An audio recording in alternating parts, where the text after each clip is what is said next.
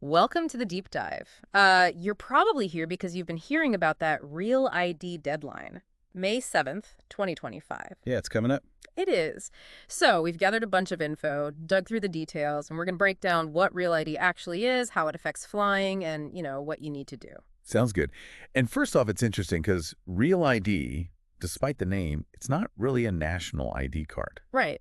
Not like some new federal ID everyone has to carry. Exactly. It's more like minimum security standards. For the driver's licenses and ID cards, your state issues. So setting a bar for how trustworthy those IDs are for federal purposes. Pretty much it all comes from the Real ID Act, aiming to boost security. Okay. And that date, May 7th, 2025, that's the big one. That's when federal agencies, and the big one here is TSA at the airport, will start fully enforcing it. Meaning your standard non-compliant state license won't work for getting through airport security for domestic flights. Correct. Or for accessing certain federal buildings. And remember, this date got pushed back before. Right. Oh, yeah, because of all the COVID-related DMV backups and stuff. Shows how big a deal this is logistically. Totally. So how do you know if your current ID is compliant? Good question. What should people look for? Usually there's a star symbol on it.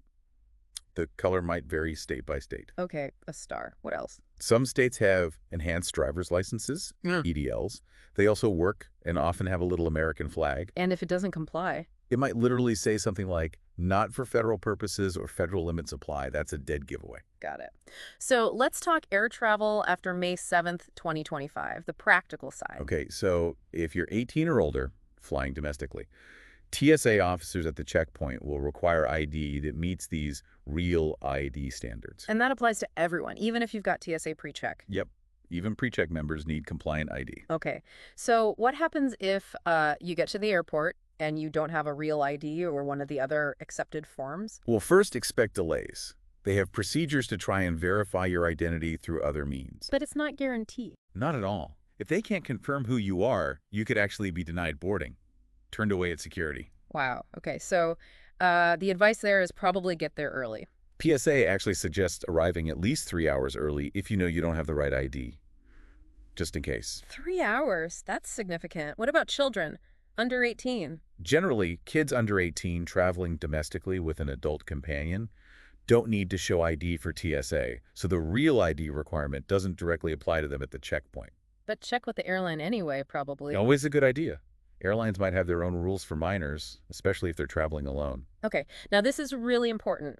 A Real ID driver's license isn't the only option for flying. Absolutely not. That's key.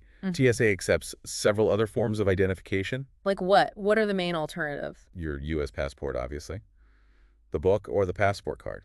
Both work. Okay, that's probably what a lot of people already have. Right. Also, DHS Trusted Traveler Cards. Yeah. So, Global Entry, Nexus, Sentry, FAST. Military IDs? U.S. Department of Defense IDs, yes. And permanent resident cards, green cards. What about those enhanced licenses you mentioned? Yeah, the EDLs from states like Michigan, Minnesota, New York, Vermont, and Washington, those were already compliant. Okay. Any others? There are quite a few, actually. Federally recognized, tribal-issued photo IDs, foreign passports, even things like a transportation worker identification credential, a TWIC card, or a veteran health ID card if it has the required elements. So, quite a list. People likely have something that works already. There's a good chance. But one important note, TSA has had some temporary flexibility with expired IDs during the pandemic. That flexibility allowing expired IDs up to a year past expiration. That won't apply to a non-Real ID compliant license after May 7th, 2025. An expired non-compliant license is just expired. Good clarification. And if you just flat out forget your ID altogether? Again, TSA has a verification process, but it's really a last resort. Involves databases and questions. If they can't verify you, you're not flying. Don't count on it. Right. So bring some form of valid, acceptable ID. Okay, what if someone decides, yes, I want or need to get the actual Real ID driver's license? What's that process like? It's definitely more involved than just renewing your license online or by mail. You have to go to the DMV in person. In person. And Yeah. bring documents. Yes, specific original or certified copies of documents. No photocopies usually. Okay, like what kind of documents generally? Generally, you need proof of identity and date of birth. So a certified birth certificate or a valid U.S. passport are common one. Proof of your social security number. Yep. your actual Social Security card, or maybe a W-2 form, or a pay stub that has the full number, something official. What about proving you live in the state? 2 documents showing your principal residency. Think utility bills, bank statements, mortgage statements, lease agreements. And they generally don't accept P.O. boxes for this. Needs to be your physical address. And what if your name is different now than on your birth certificate, say due to marriage? Then you need the official certified documents linking the names. So a certified marriage certificate, divorce decree, court order for name change. So gather your paperwork before you go. It's clearly a more thorough check than usual. Absolutely. It requires planning. Why go through all this? What was the original point of the Real ID Act? It actually came out of the 9/11 Commission's findings and recommendations. Okay. For security reasons, then. Primarily, yes. Yeah. The goal was to set federal standards for how IDs are issued to make them more secure against tampering, fraud, and terrorism, to improve identity verification overall for federal agencies. Making sure the person holding the ID is really who they say they are. That's the idea. Increase reliability. So let's be crystal clear. After May 7th, 2025, where will you need a real ID or one of those alternatives? Okay, the main places. Boarding domestic commercial flights, that's #1 for most people. Right. Also, entering certain secure federal facilities. Think ones that require ID checks now. Accessing military bases. And nuclear power plants. Okay. And maybe just as important, where won't you need it? Good point. You generally won't need a real ID for simply driving your car. Still need a license, just not necessarily a real ID one for that. Correct. You also won't need it for voting or registering to vote or for applying for or receiving federal benefits like Social Security or veterans benefits. What about going into, say, a federal building like a post office? Typically, no. Those usually aren't considered secure facilities requiring ID checks at the door. Also, things like banking, renting a car. Your standard license should still work fine for those state-level or private business purposes. And international travel. Still needs a passport. Real ID doesn't change that at all. Okay, so it's targeted, mostly federal checkpoints, planes, secure sites. Exactly. All right, let's wrap this up. What are the absolute key takeaways for people listening? #1, that deadline, May 7th, 2025, is real and it's coming.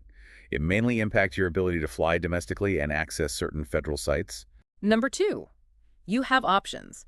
Get a real ID compliant license or ID card, or make sure you have another acceptable ID, like that passport or global entry card. Right. Take a look at your current license or ID now. See if it has the star or flag. And if you do need or want the real ID from the DMV, Start gathering those documents early. Remember, originals or certified copies. Yeah. And plan for that in-person visit. where should people go for the most reliable, up-to-date information? Because things can change or vary by state.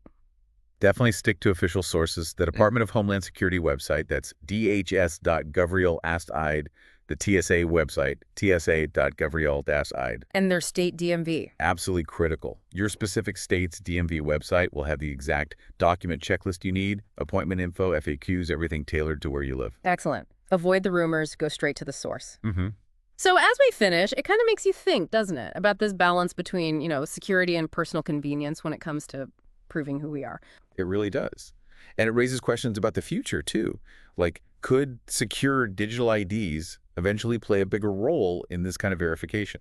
That's definitely something to ponder, where identity verification might go next. Okay, thanks for taking this deep dive with us today.